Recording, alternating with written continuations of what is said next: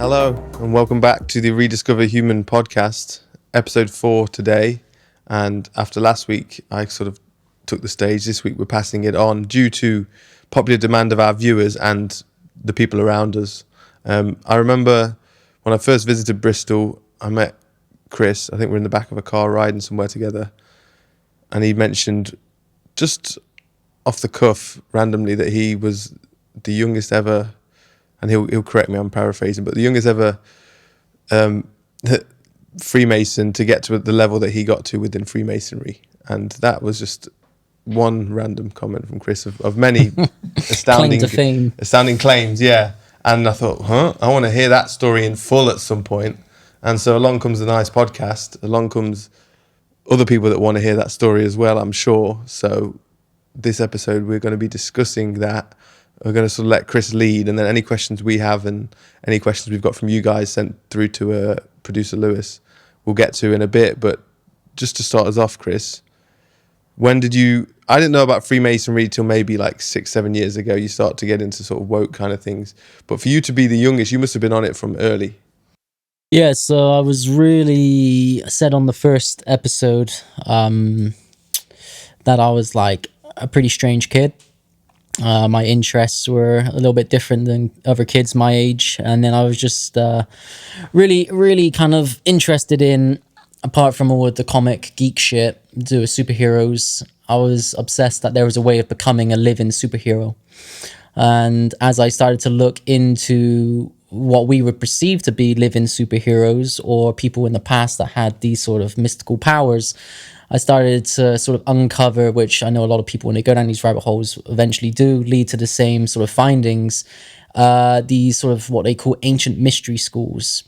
And these mystery schools have kind of, let's say, been used as a way of a transmission of knowledge for a very long time. I'll go into a little bit more detail about that later on.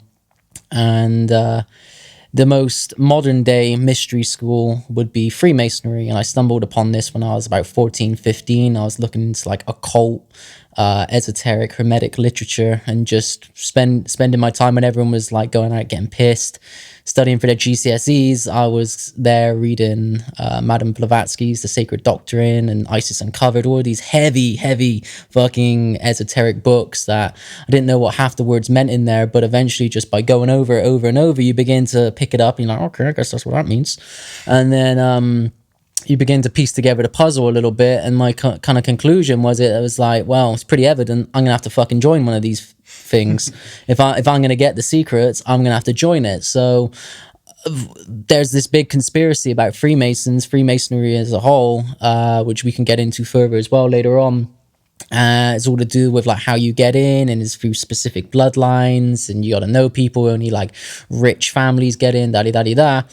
And I literally just emailed them. I emailed them when I was like 15, and I was like, hey, I want to join. And they were like, how old are you? And I was like 15, and they were just like, who the fuck's this kid? Like, how'd you even know about us? And I kind of gave them a little bit of a breakdown on the material that I was reading at the time and what I was interested in. And they were like, wow. They were like, okay, well, great CV, but you're 15, so no, you can't come in. So I kept kind of pestering them over and over all the way through college. And then when I went up to university, in the end, up into Liverpool, I got initiated when I was 18 into one of the Masonic lodges up in Liverpool. Within 2 years, I'd already gone through what they were called like the craft lodge degrees. Can we go into the initiation, or are you going to do that in a bit? Yeah, we can do that. That's an important thing. I'll break that down as well for you. To be honest with you, it's not going to mean much, but I'll try and explain it as much as I can. Please.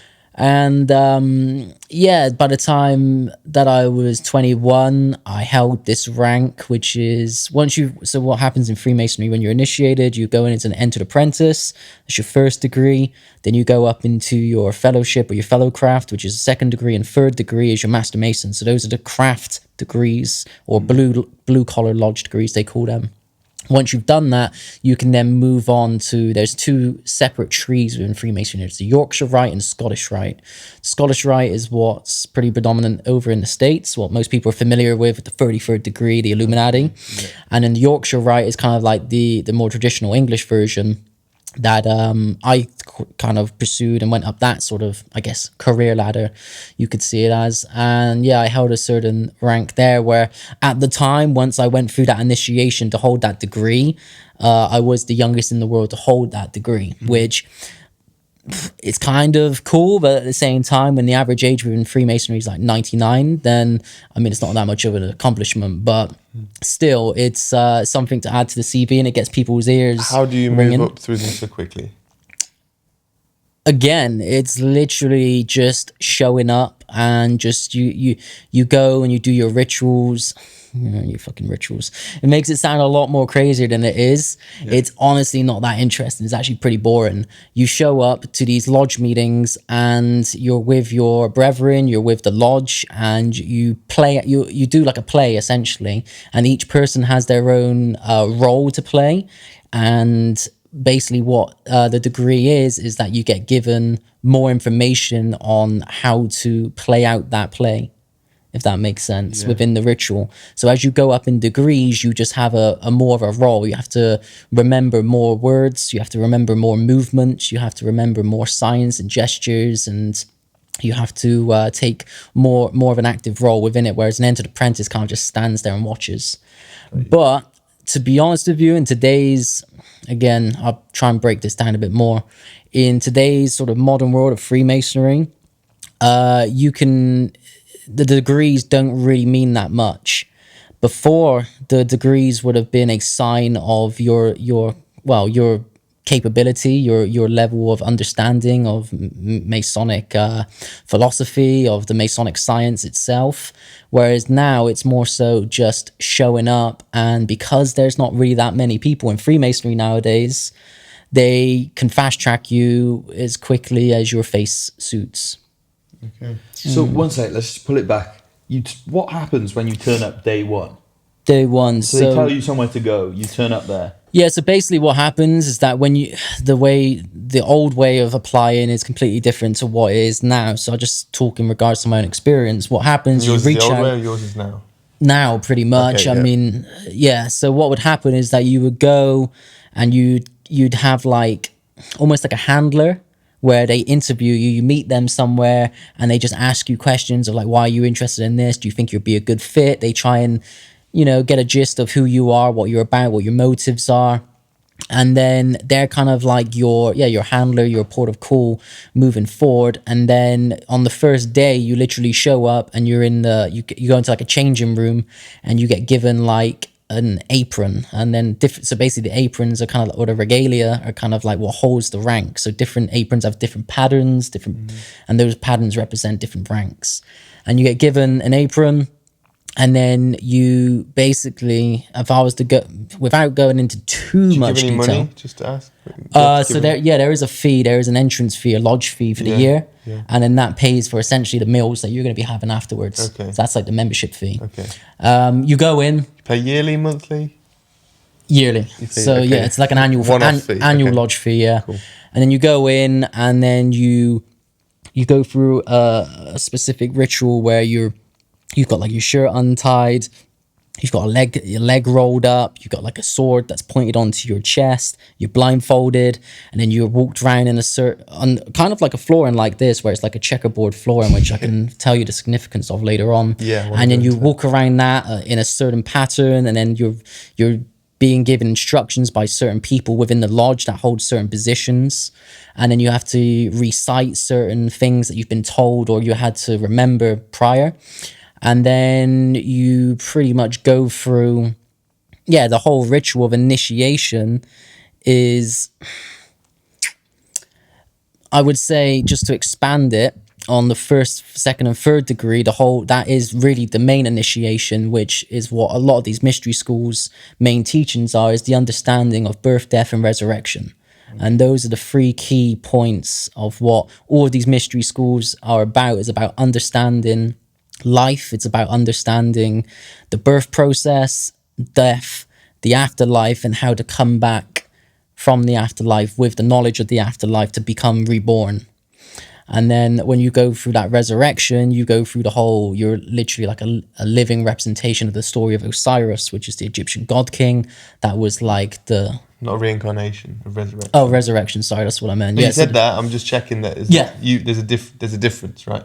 So yes, resurrection as in you can still have the same, as in you come back to life. Yes. Okay. Yeah, exactly. So it's, again, this is something that's way out of the sort of scientific thought field in regards to, it's like very fantasy based, very kind of like woo woo. But you need to understand that there are select people on this planet that 100% believe in immortality, and they dedicate their life to pursuing immortality. And the people that do tend to actually achieve it. They immortalize their soul, and then they can learn how to essentially immortalize the physical body and stop the disease of aging, because that's essentially what aging is. Oh.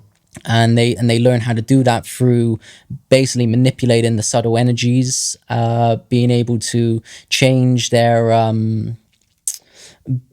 biology down to the cellular level. And this is a science, this is a legitimate science, and that's the way that these people thought of it as. That has been passed, the knowledge of this has been passed down for thousands and thousands and thousands of years. And the Freemasons are the I guess you would call the modern day gatekeepers or holders of this information. I didn't know their role was about immortality at a fundamental level. Yeah. And that makes sense to me, that like if you're born and raised in a society that has no awareness of it, that never mentions it, that doesn't deem it possible, anyone hears this for the first time, they're going to shrug it off. But if you're open-minded and I hear you go, well, there's this science that these people have developed, and like if your mind has no concept of it, of course you're going to, but it's like, of course people are going to work towards that. And if I know nothing about it, if people practice it and can get an understanding of it, then that makes, I'm not saying that means it's possible, but that makes me go, damn, it probably is a lot more possible than I've ever thought about if people are like dedicating it. And another thing with Freemasonry and stuff, it's like there's a mainstream perspective I see of it that's like it's evil, or it's like, which I'm sure within everything there's good and bad, right? But I wonder if like they want people to have that perspective, because then it stops you asking them questions and it stops you chasing that route. Like it's only for people who are... Yeah, I mean, the whole thing with the evil aspect of Freemasonry. So, although Freemasonry can be traced all the way back to ancient Egypt, and then that can be traced back to pre-antediluvian times with Atlantis, Lemuria. I could go into details on that later. But for this point, specifically, like the Grand Lodge of England, which is kind of like, think of it as like, what's the best way? It's the HQ of Freemasonry, of what they call like... they call craft masonry, and that was opened in 1717. In about 1776 is what's you can look at all of this up, is what is known as the formation of the Illuminati. So the Illuminati originated in Bavaria, over in Germany, or what is now Germany, and it was created by a guy named Adam Weishaupt, and basically he created this Illuminati as a secret society because he was pissed off at the time with government, with religion, because this is, you got to remember that back then the Catholic Church was just ruling shit and doing whatever the fuck they wanted. And like there was a lot of people that were free thinkers. There was almost like a mini renaissance going on, and people wanted to move out of that. So that Adam Weishaupt come out and he was like, right, I'm creating like a secret society that's going to undermine the eligibility of like religious thought, of basically the general consciousness of the time. And he started doing his thing around that part of Europe. And then there was a letter, again, this is another letter that you can research, that was in 1798. That was from George Washington to a guy named William Wallace.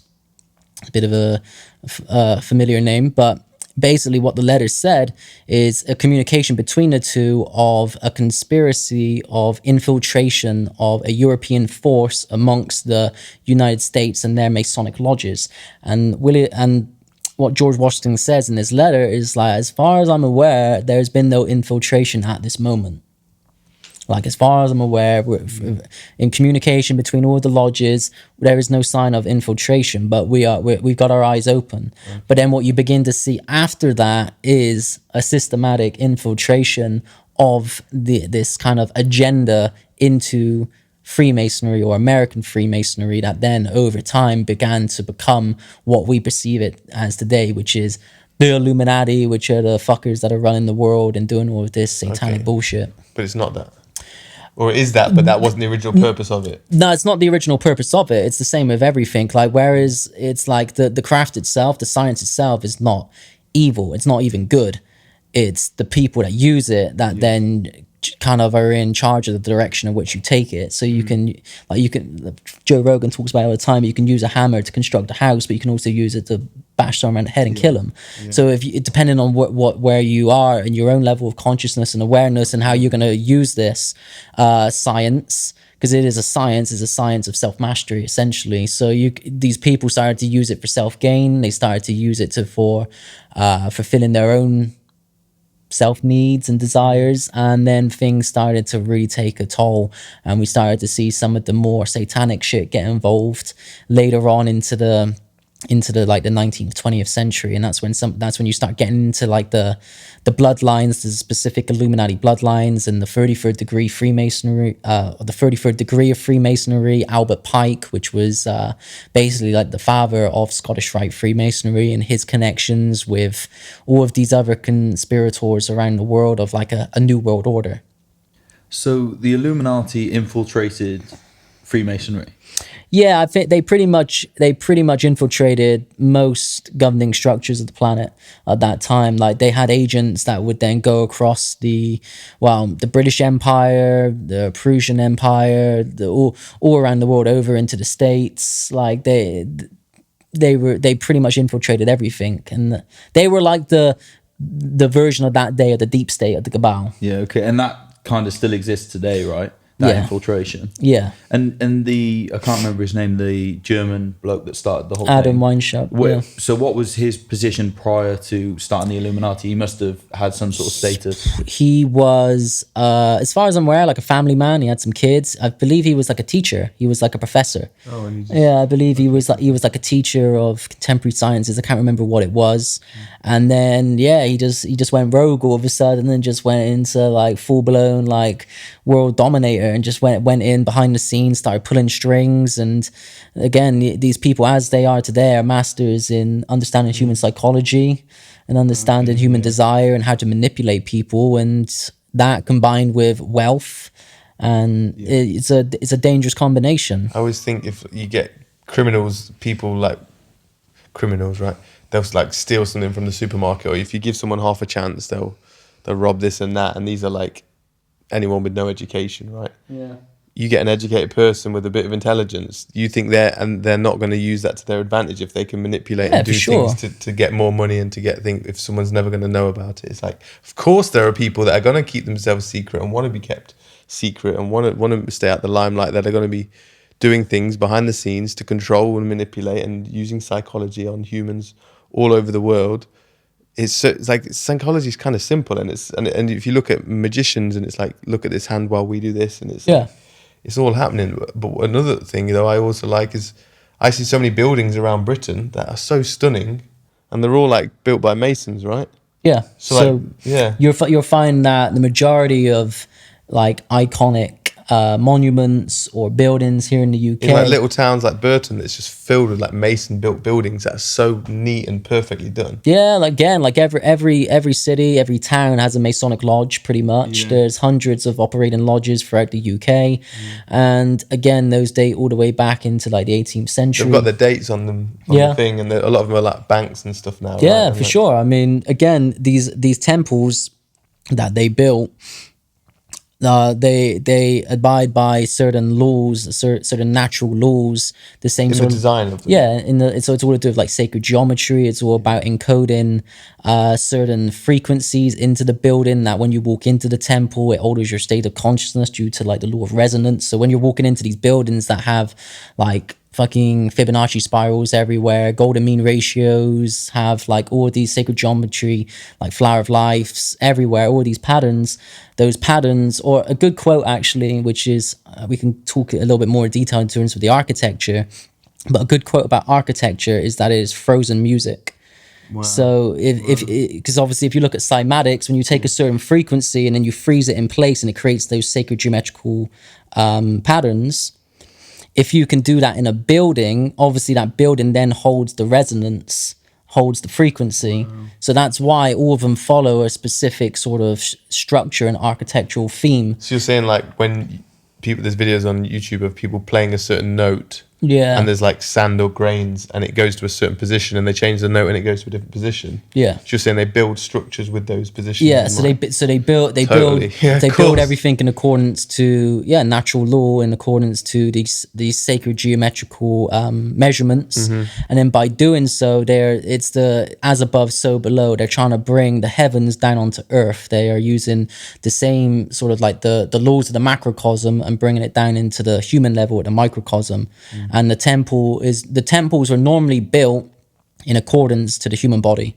So this could be something that I'll just quickly briefly touch on, is like a lot of these ancient mystery schools. So just to give everyone that's listening a little bit of a background on it, I won't go into Atlantis or Lumeria or anything like that. I'll just bring it into like, I guess, like modern mystery schools, but modern ancient mystery schools, which would be like the Hathor, Isis, Osiris mystery school in Egypt. You had the Avalonian mystery school in Glastonbury.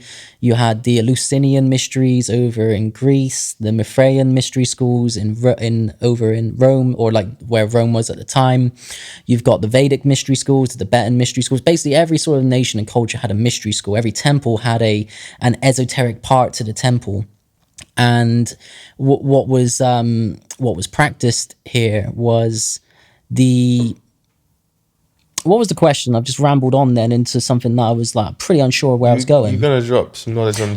you were talking about the architecture and how it... Okay, yeah. So basically what a lot of these... what a lot of the architects knew that were building these temples is that the priests that ran these temples, the textbooks that they read from were not Bibles. It wasn't the Bible, it wasn't the Quran, it wasn't the Torah. It was the human body. The human body was always the original textbook. And they believed that if you could read into the human body, that the human body was a measuring stick and it was like an analog to everything else in the greater universe.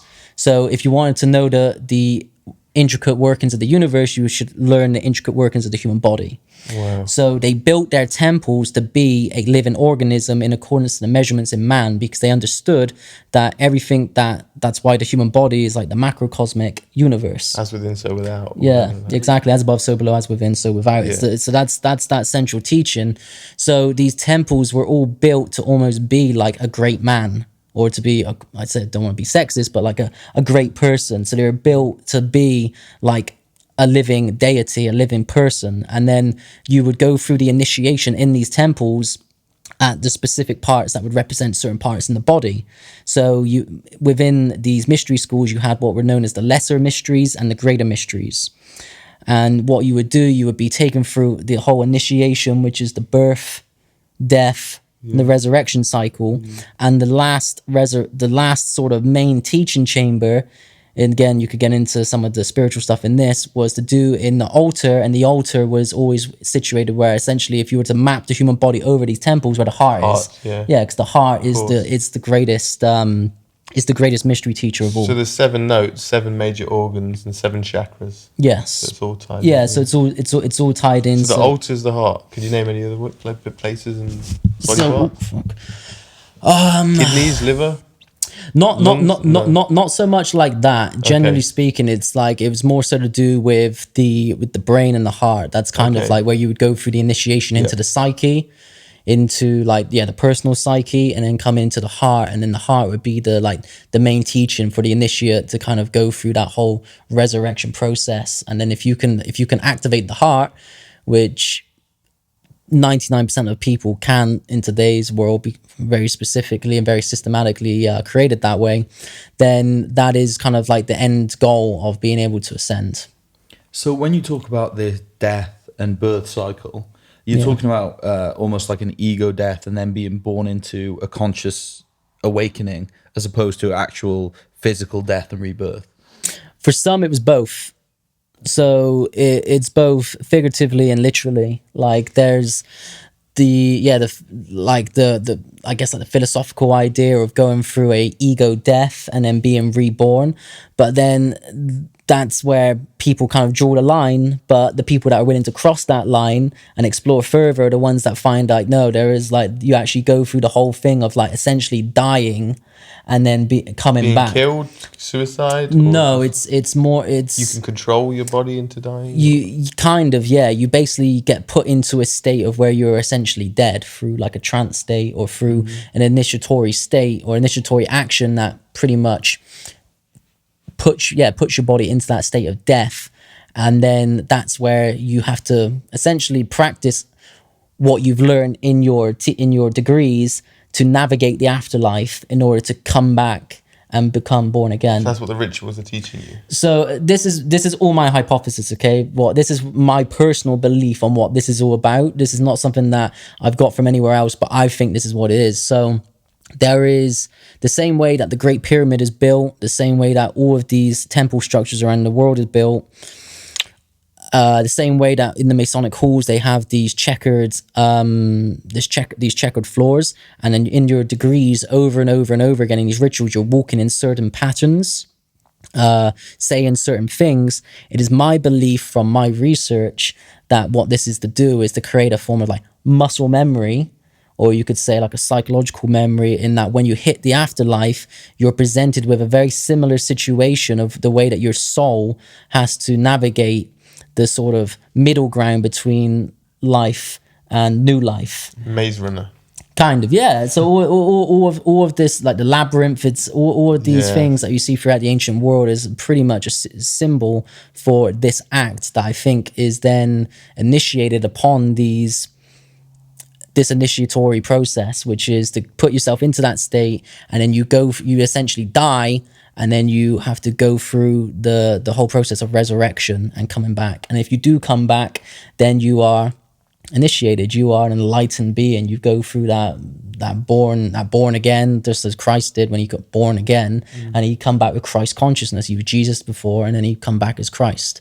And I think that's what every initiate from the ancient world attempted to achieve, but not all of them did. It's fucking hard. So I've heard people talk about this before, like David Wilcock, for example, talks about how you live your life and you basically you're trying to climb dimensions in terms of you are working through all your karma and you're becoming more enlightened, and as you become more enlightened you sort of raise the dimension you're on until you reach a point where you reach Christ consciousness, connect back to source, connect back to wholeness. And this ritual you're talking about is kind of a way to hack that, where you can just go straight from where you are now straight back to source. Is that correct? Yes, in essence. But then this is the thing as well, where it's like today anyone can kind of join Freemasonry. Anyone can reach out and find some sort of mystery school that's kind of like no one really knows about, but they can teach you some of the sacred sciences. But back then, the only people that could join were either the people that were incredibly smart. So you're looking at like Plato, you're looking at Pythagoras, you're looking at all the big names that we look back in history and like, okay, they were part of this. Or B, they had to be incredibly pure beings. They had to be at a certain level of spiritual presence to even be considered. Because the only people that are going to be able to get past this process of rebirth, resurrection, are those that are pure of heart, are those that are completely pure. And if you're not, then you're not. They wouldn't allow people that are anything less than pure to have this sort of power. Because once you come back, you're like a living god, and then you're an ascended master. Essentially, that's the process of becoming an ascended master. And then once you are that, you can fucking do what you want. You can dematerialize. You can go anywhere you want. You can go back in time, forward in time. You can go hang in the clouds with Jesus and Buddha. You can do whatever you want, man. And that, in my opinion, is the meaning of life. Is to pursue that, what they call the path, or to do what in alchemy is called the great work, to complete the magnum opus, which is essentially to perfect your spirit to the point where you're ready to ascend. And that's what all these mystery schools taught. And just to tie that back up to the beginning, from a young age, that's what I was really obsessed with. So that's why I dedicated a lot of my life to pursuing that. But then, as I said, with the priests understanding that the human body was like the textbook of the universe, that's when I got real deep into all of the other aspects of human optimization, because I was like, well, okay, you want to be able to optimize this body. That's when you need to understand nutrition, you need to understand exercise, you need to understand everything in order to optimize ourselves fully, to give yourself the best chance of being able to complete that task, that goal. Because today's world is completely different to living in ancient Egypt. In ancient Egypt, man, they were like on a high level of consciousness, and it was open that everyone should try and attain that level of spiritual awareness. Whereas here in today's world, fighting an uphill battle. Yeah, you're fighting an uphill battle with heavy fucking rocks attached to your feet. Yeah. So it's very hard, and it takes a very determined soul in order to do this, because you have to sacrifice a lot, because you're not going to fit in, man. Like, you're not going to fit into a normal world trying to do this. If you're like 18, 20 years old and you're not talking about, well, sport, talking about banging, talking about all the types of shit that we do when we're in our early 20s, you're going to be outcasted. And if you're outcasted,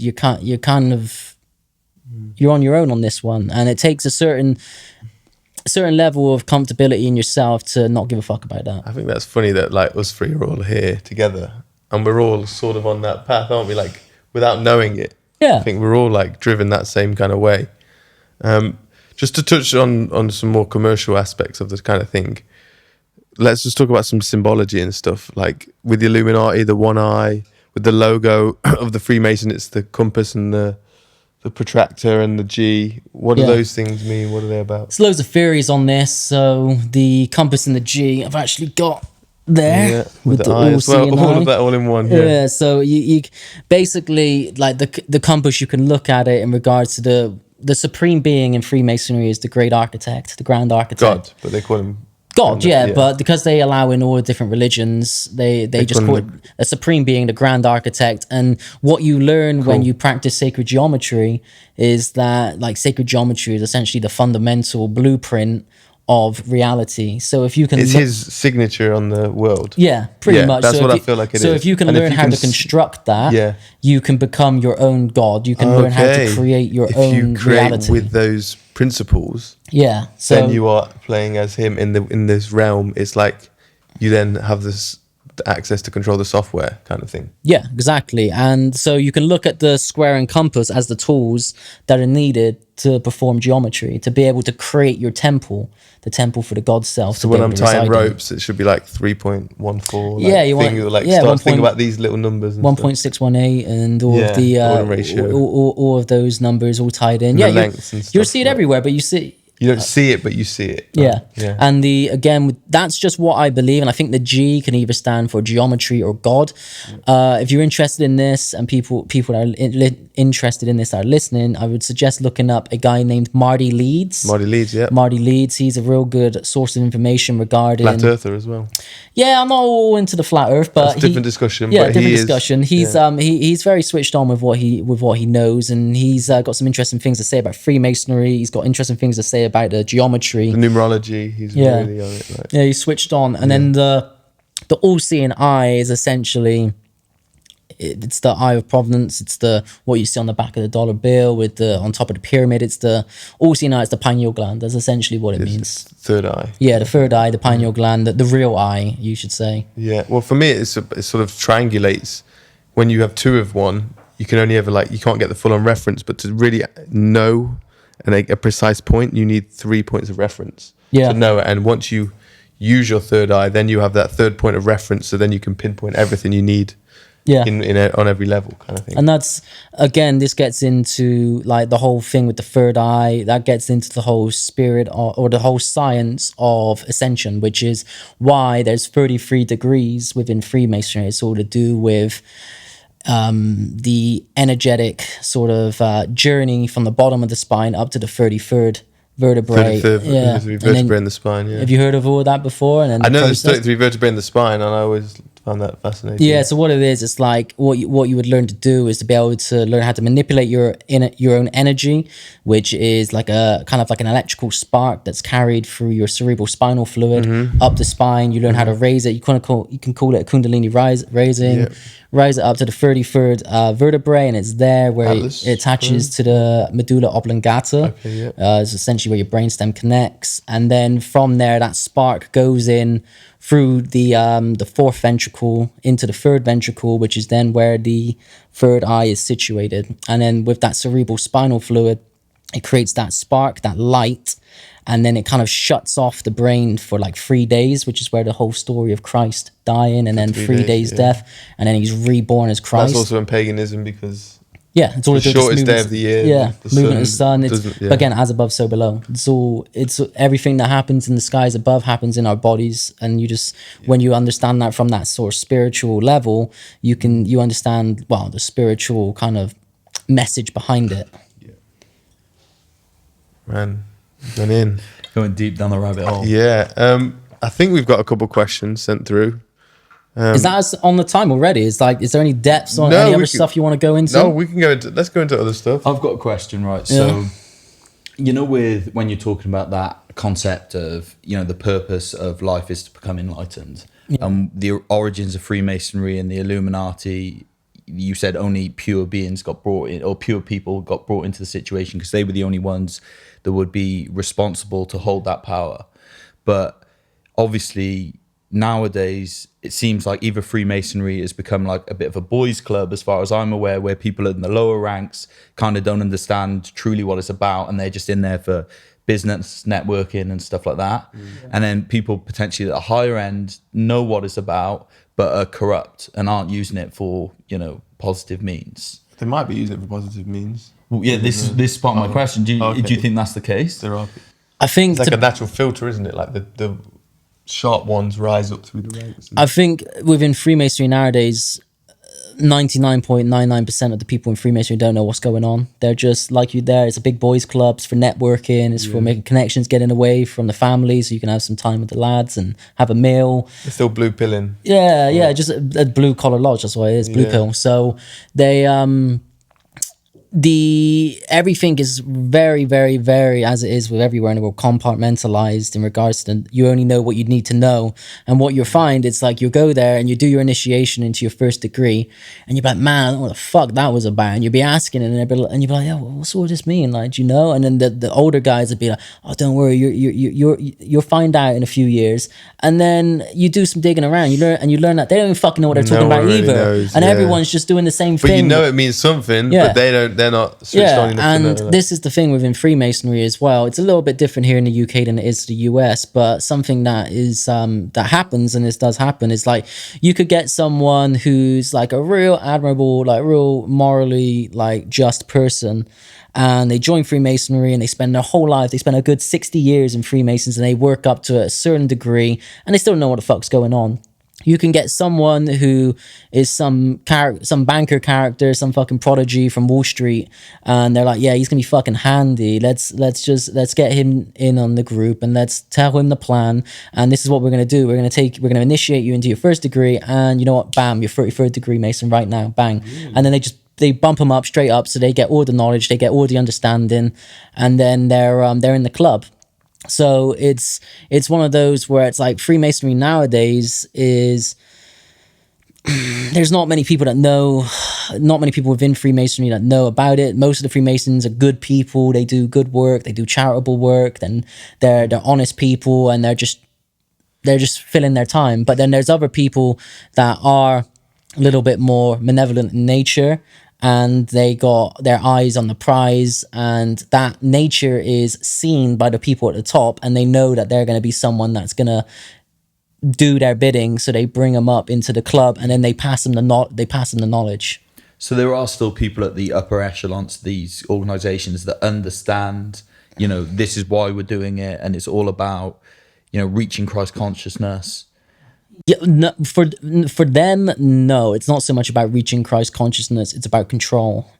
And that's the whole thing with the infiltration and the hijacking of these orders, is that they've got the knowledge. It's the knowledge of ascension. Before, there was a very just and morally just priesthood that would be the ones that would initiate people, and they would only initiate people that were of the same level that they could see were in it for the right reasons.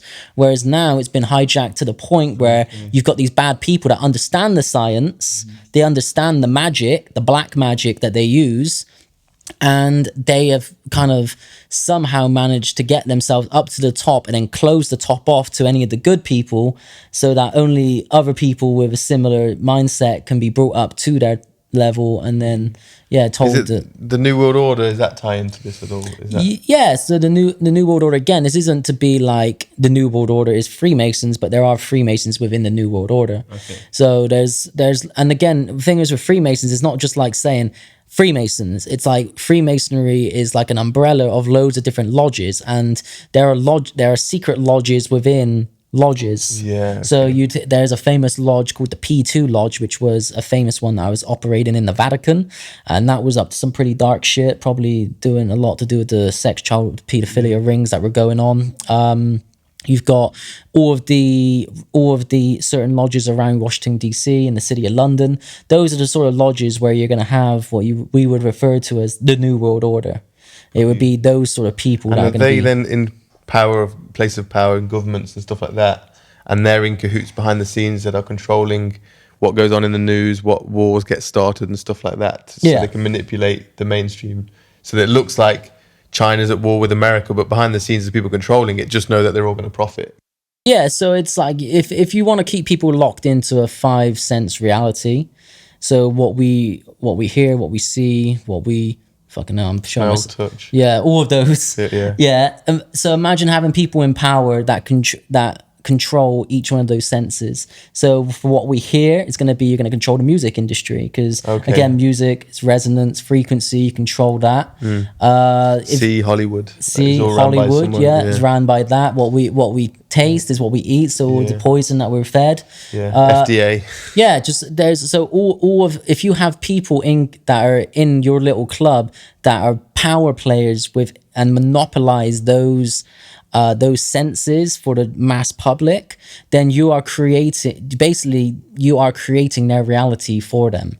It ties back into what you were saying earlier about in ancient Egypt, sort of this was common knowledge and everyone was trying to reach enlightenment in life, right? But then you said bring to modern day, most 20-year-olds are worried about, just where their next creative beer is coming from. Yeah. And it's because, this 1% that controls, or the 1% of the 1% that has this power and controls the media and the food supply and all these sort of things, they're purposely like poisoning the food supply, dulling down the population with, media, music, TV, all this sort of thing. So everyone's kind of docile and no one realizes what's going on. Yeah, and then you look at it and you see like how 6 corporations run all the media of all the things that we get. Same sort of thing within the food business. It's only like a few corporations that run all of the brands that we see in our supermarkets. If you condense them down, they're all ran by like 3 or 4 major corporations. So it's the same with everything. Like when you follow the money and you follow the power, you see that there is a small group of individuals that are running shit, and that's not conspiracy, that's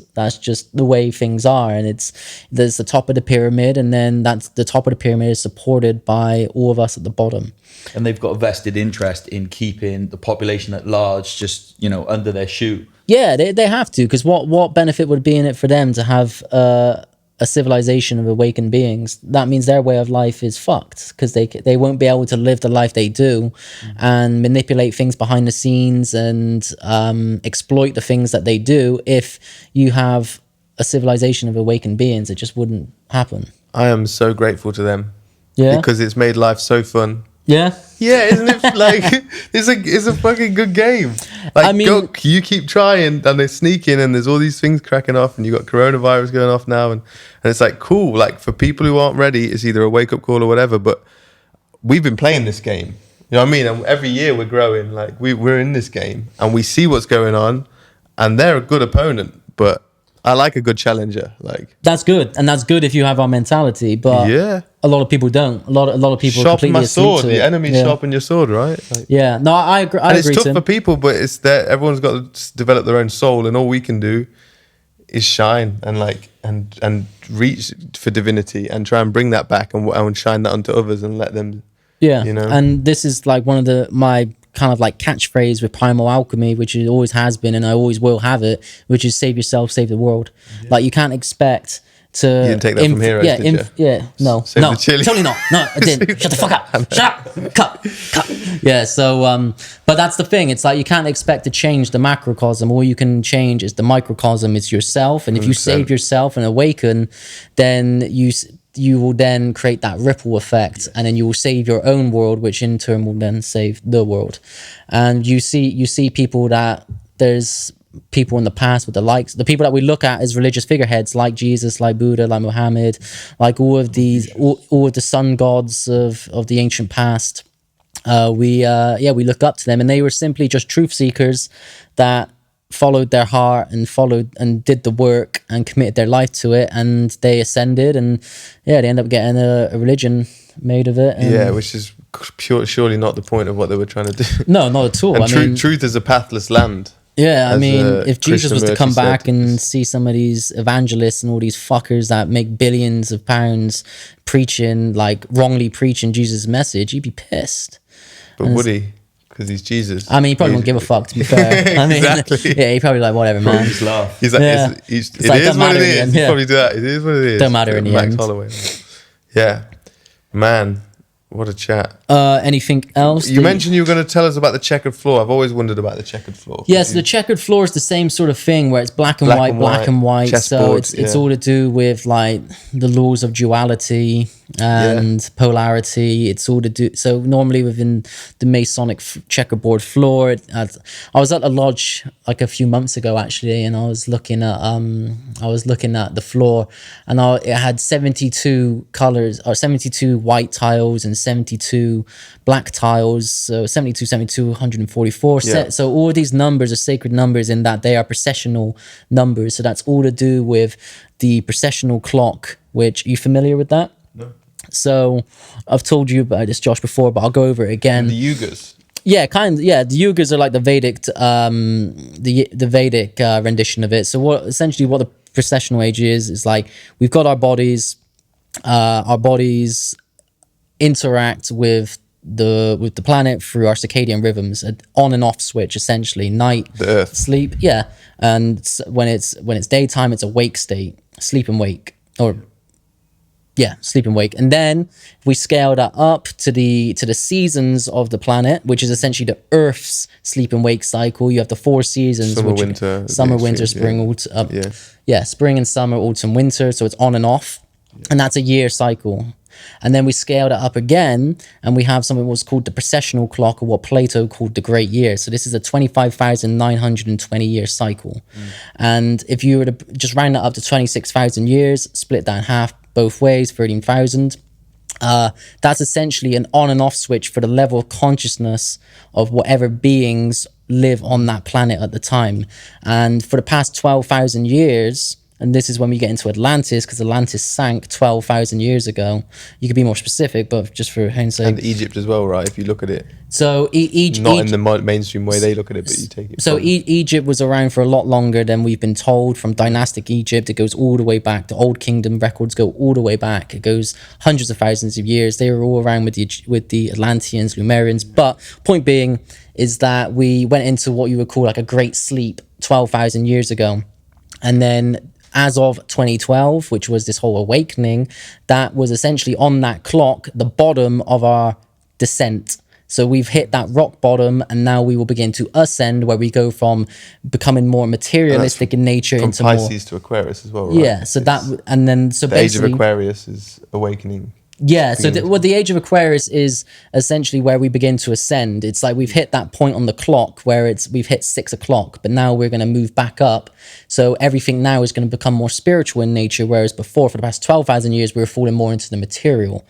And when you break down that clock as a whole and get very specific with the numbers, if you were to break down 360 degrees, so a 1 degree tilt, which is all you get from university, 1 degree, 72 degrees. So it takes 72 years for us to move 1 degree on that full 360. So over time, how many? 72. So 72 is encoded. 72 years. Yeah. Yeah, that's why it's a 2,000 year cycle. So it's 2,160. It's where the sun rises in the horizon, where the stars map out a 360, and you've got the different stars, the star signs around, and the sun, right? And so that's why they reckon they dated Egypt, right? Because the Sphinx was pointing into Leo at a time 10,000 BC. 10,000 BC, but it could be 34,000. Yeah, so it could have been a cycle before. So every time the sun rises, it rises within a cluster. And every day it takes 72 years to move 1 degree. 1 degree on the clock. So I love that it's a giant timepiece with the stars, which are the same stars that our ancestors mapped the sky with, and everything. So that's the same thing. So these ancient civilizations, they encoded that knowledge of this grand cycle in their architecture, which is like the Sphinx, the pyramids, in their mythology. Because that would outlast. Like if a big storm come, or if we got flooded, which we did, all of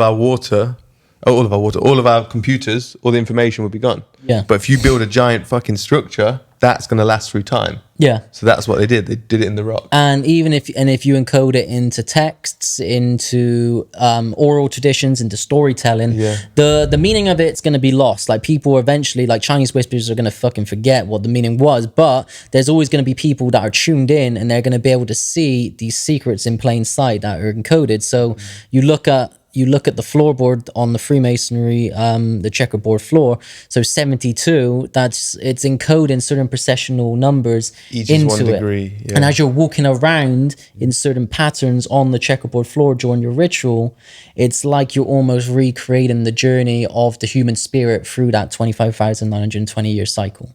Yeah. That's what my hypothesis is on it, and just through my understanding of like these numbers and how they pop up everywhere. And then, like you said, with the yugas as well, like the yuga cycles, the Kali Yuga, there's all these yuga cycles, but they all explain the same phenomena, and that is that there is an on and off switch on many different levels of human being. Yeah.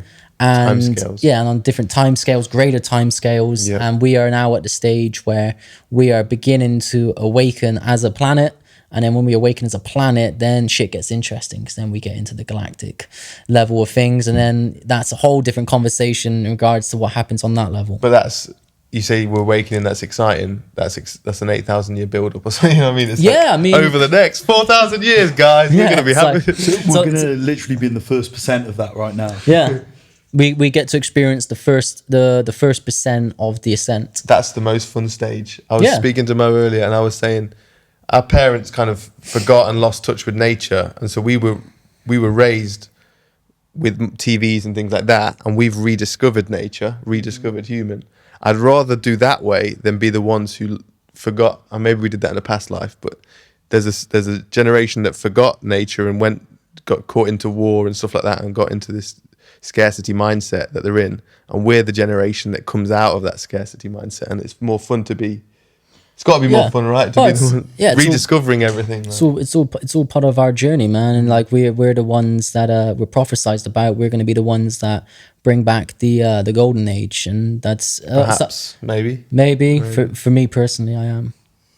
That's my destiny. Say what it is. Yeah, that's my destiny, and that's what I've committed my life to. And it's again now it seems like the hours of being the weird kid reading all those books is kind of paying off, because now I've got the information that people want to hear regarding this stuff. But there's so much information out there. Just to kind of go back onto Freemasonry quickly, you don't have to be a Freemason in today's world to understand the knowledge that Freemasonry holds. You can find it all on the internet. Everything that from the 1st degree up to the 33rd degree, if you know where to look and you know how to sift through bullshit, you'll be able to find exactly all the teachings of Freemasonry. And you can do it all yourself. You can practice it all yourself. You can learn the rituals. You can learn magic. You can learn all of that. It's all down to you and your intention and how much effort you want to put into it. Wow. That's good for people to know. I remember judging my friend once because his stepfather was a master mason, and my friend joined, and I felt like he'd betrayed me. But I've grown since then, and I feel no judgment for it at all. And I think it's fascinating. Yeah. I mean, People that know, he might have been woke, man. He might have been, but he's probably, to be honest with you, just a guy. But I thought I was woke, but I wasn't as woke as I am now, and now I don't judge it. At some stage, you're like, and then it all comes full circle. Yeah, doesn't it?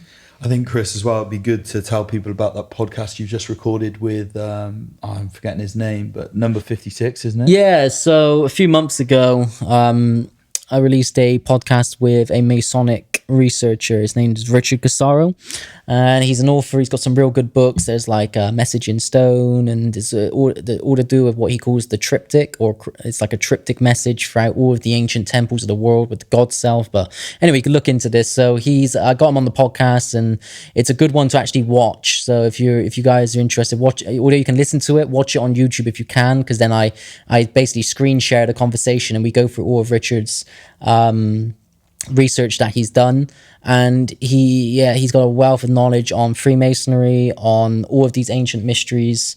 That again, Primal Alchemy podcast. It's called the Red Pill Initiation Hour. I just want to clarify as well. It's like, it sounds very epic and very fantasy calling it the mysteries. This is just what they called the teachings of understanding the self in the universe. They just called it the mysteries, the mystery schools. And I had a good talk with him, so it's worth jumping into that. If you guys have been interested in what I've had to say. I'm interested. It's a good starting point anyway, just to see how all of these different cultures had so many similarities in their architecture, in their temple building, in the little secret little sort of like what he calls triptych messages encoded within the temple structures themselves. And they were obviously all alluding to the same overarching message, which is the connection with the God self. And to be able to connect to the God self, you have to escape from duality or polarity. I think another resource for people who are interested in finding out more about alternate history of the earth is Graham Hancock. So he's written a book, Fingerprints of the Gods, and he also has gone on Joe Rogan Experience a bunch of times and talks about all this stuff. They're really good. And they're great ones to start with. If I was to give just a few more names, first, bit of a plug, bit of a sales plug, even though it's free, I would download the Superhuman Optimization Map that I created on primalalchemy.co.uk. It's a free PDF. And under the Enter the Avatar Matrix section, which is all to do with simulation-based physics and ancient history, that's going to have all the best researchers, in my opinion, regarding these topics. So you've got Randall Carlson. He's great for understanding Freemasonry, sacred geometry, cycles of cataclysm. Graham Hancock's great as well. A guy named Freddie Silver is a great researcher in the fields of like ancient history, ancient mystery school traditions. Robert Schoch on there. Robert's a geologist, and he's more interested in just Egypt and the Sphinx. Like, in regards to actually the mystery school teachings, Freddie Silver is the man. Like, Freddie's pretty unparalleled with this shit. Like, he's on top of the game. Cool. Right, I think we'll go to questions. All right. Cool. So we've got one here. Can you name... so it's from Isabella Lilly Meditation. And can you name some of the Illuminati families who control the system, and how are they in this position? Yeah, this off the top of my head, I have to try and remember. So you've got the Bundys, the Rothschilds. Ted Bundy, his family. Nothing, no relation to. I mean, it's all within that blood, yeah. Okay. What did I say? The Rockefellers, Rothschilds, the Lees, which are like the Chinese dynastic family over that end.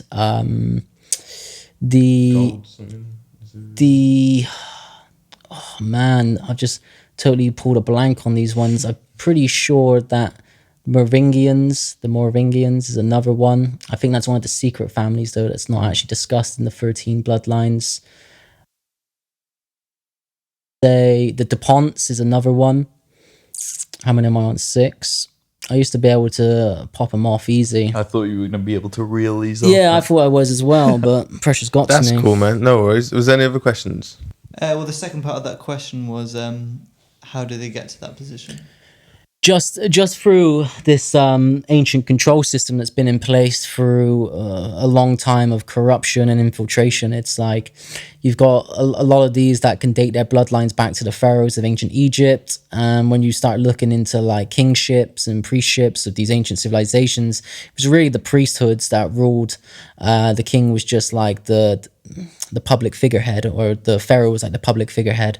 And a lot of these families, they believe they have the divine right to rule because their blood can be traced all the way back through mitochondrial DNA tracing it back through that all the way back to those times and to those places of power. So you got like you can look it up. It's like some of them you kind of take for granted, or you have to take at face value. Sorry, when you see like the pictures of like George Bush, Barack Obama, and it shows their family timeline and traces it back to like Vlad the Impaler, which is like Count Dracula.